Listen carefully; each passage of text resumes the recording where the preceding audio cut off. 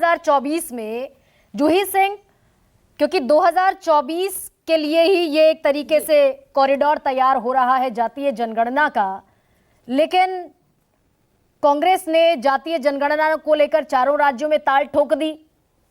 वही कांग्रेस इस समय सबसे ज्यादा मजबूती से पकड़े हुए नजर आ रही है विधानसभा के चुनावों में मुद्दे को, और उसी कांग्रेस के विरुद्ध अब जाकर खड़े हो गए अखिलेश यादव, बड़े नाराज नजर आ रहे हैं कांग्रेस से। तो ये एकता बिखरती हुई भी दिख रही है क्या कास्ट सेंसस पर?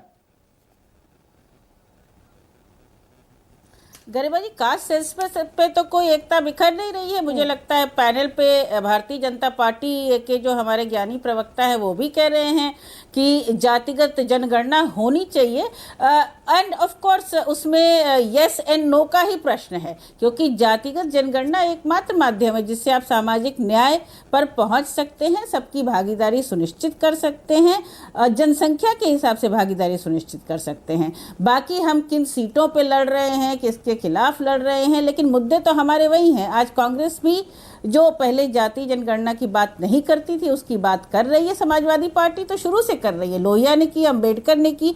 बाकी बताया जा रहा था कि संविदा पे आरक्षण देने के लिए मंजूरी दी गई है। तो मैं पूछना चाहती हूँ जो 9.5 लाख पद खाली हैं, जो कि वैकेंसीज हैं सेंट्रल गवर्नमेंट की, उनको भरा क्यों नहीं जा रहा है? ये संविदा पे अचानक क्यों लोग रखे जा रहे हैं? लैटरल एंट्री में आप कितना, भारतीय जनता पार्टी जो यूपीएससी से चयनित कैंडिडेट्स होते हैं वो तो आरक्षण के अनुसार उनको सुविधा मिलती है, तो लैटरल एंट्री में क्यों नहीं ये सुविधा मिल रही है?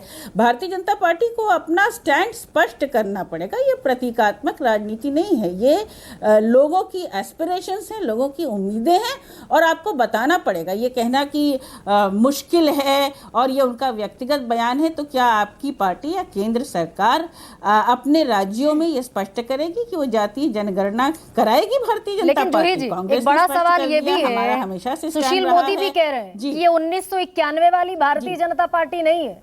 उस समय मात्र 120 सांसद हुआ करते थे, आज 303 सांसद हैं। सोशल इंजीनियरिंग है, पिछड़े भी हैं, अगड़े भी हैं, ये पूरी सोशल इंजीनियरिंग करके भारतीय जनता पार्टी बैठी। 44% पिछड़ों का वोट भी मिला।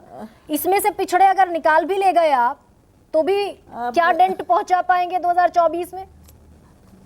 आप ही के थे वो जो सब इधर खिसक गए 2019 आते ये कितना महत्वपूर्ण है कि ये कौन सी भारतीय जनता पार्टी है, आधी भारतीय जनता पार्टी या 3/4 भारतीय जनता पार्टी अन्य दलों से आए हुए नेताओं से बनी है। जब समय आता है सुविधा अनुसार भारतीय जनता पार्टी जनादेश भी चोरी कर लेती है, सरकारों को तोड़ देती है, प्रशासन का उपयोग करती है। तो सुशील मोदी जी तो खैर अपने ज़मीर को थोड़ा देख लें। बाकी ये एक मुद्दे की बात है और बहुत अहम मुद्दा है कि पिछड़ों को, अति पिछड़ों को, साथ ही शेड्यूल ट्राइब, जिनका दलितों को, जिनका प्राविधान संविधान में है आरक्षण का, सबको मिलना चाहिए। और जब तक हम जनगणना नहीं कराएंगे तो हम ये कैसे कह देंगे कि हम किसको क्या भागीदारी दें? हम अपनी बड़ी बड़ी योजनाएं, नीतियों की बात भारतीय जनता पार्टी करती है, तो कैसे ये अपने एग्जैक्ट जहां लाभ पहुंचना चाहिए समाज पर खड़े हुए, हाशिए पर खड़े हुए लोग, उनको कैसे ये लाभ पहुंचाएंगे? ये हाशिए पर जो लोग खड़े हुए थे ये तो आप ही का वोट बैंक हुआ करता था ना जी। 2014 में खिसक कर 33-34% आ गए और 19 में खिसक कर 44% आ गए।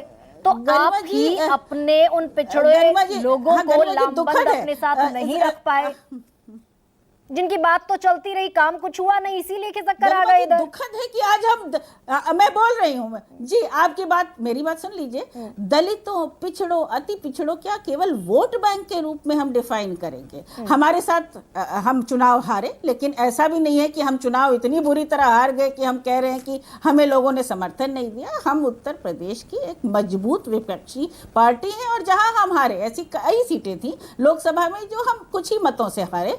तो वैसे तो कहा जाए तो स्वतंत्रता के बाद कांग्रेस एक सबसे बड़ी पार्टी थी, प्रचंड बहुमत की पार्टी थी। धीरे धीरे हमारी गठबंधन की भी सरकारें बनी। ये लोकतंत्र है और क्या 2024 में तस्वीर पलटने वाली है?